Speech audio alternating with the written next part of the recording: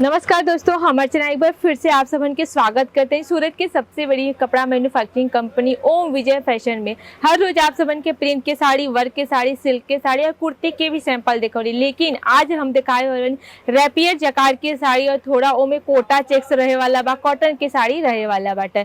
चलिए कलेक्शन पे नजर डाल दिया जाए कि आज के कलेक्शन का रहे वाला बा, के तरियों पे वर्क रही। सबसे फर्स्ट नंबर पे आप सबन के दिखाते हैं चंदेरी की साड़ी, चंदेरी सिल्क की साड़ी, जिसमें आप सब देखते नहीं कितना खूबसूरत से में वर्क के काम देखे को मिल जाता। कॉन्ट्रास्ट पीले कलर की साड़ी रहे वाला हुआ, लेकिन कॉन्ट्रास्ट में आप सब देखते हैं ये टाइप की धागा के, पिंक कलर के धागा के भी थोड़ा सा काम देखे को मिल जाता।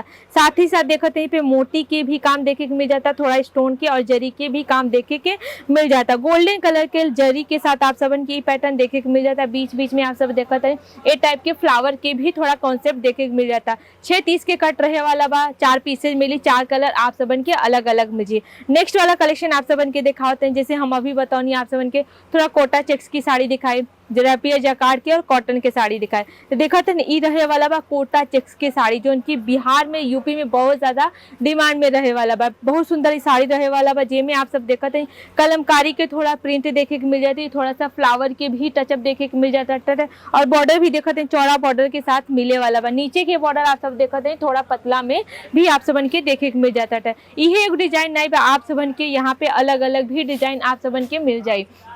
नेक्स्ट वाला कलेक्शन आप सबन के दिखाओ तो नहीं, थोड़ा सा कॉटन सिल्क की वैरायटी, कॉटन में रहे वाला बा, बहुत सुंदर ये साड़ी रहे वाला बा, जे में आप सब देखा तो नहीं कितना सुंदर से में आप छोटे छोटे ए टाइप के विभिन्न के काम देखे के मिले।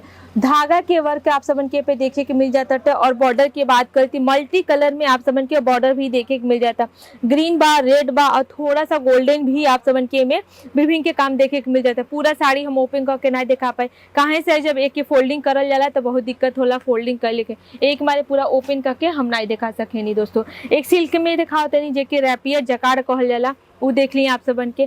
दोस्तों रेट की बात करें तो मात्र 200 रुपये से आप सबन के रैपियर जकार्ड में सिल्क की साड़ी मिल जाए। यहाँ पे सूरत गुजरात की कंपनी रहे वाला बा, उतना रेलवे स्टेशन से मात्र 5 मिनट की दूरी पे आप सबन के ई कंपनी देखे के मिल जाए। देखिए ए पे जोन वर्क भइल बटे जाल पैटर्न के कहल, जाल पैटर्न के वर्क देखे के मिल जाता। और साथ ही साथ देखते हैं दो कलर में आप सबन की ई साड़ी देखे के मिल जाता, रेड कलर के बॉर्डर देखे के मिल जाता और पूरी भी साड़ी में आप सबन के विभिन्न के काम देखे के मिल जाए। सेट वाइज ही परचेस करे पड़ी, सिंगल पीसेज नहीं मिलेला। और ये वीडियो केवल व्यापारी भाई के लिए ही रहे वाला बा, जोन व्यापारी भाई अपन बिजनेस करना चाहते हैं या पहले से दुकान बा, अगर वो दुकान में नया नया वैरायटी सिल्क के साड़ी के डालना चाहते हैं, कॉटन साड़ी के डाल सकते हैं या प्रिंट के साड़ी डालना चाहते हैं, तो वही लोन करते हैं वीडियो बटा।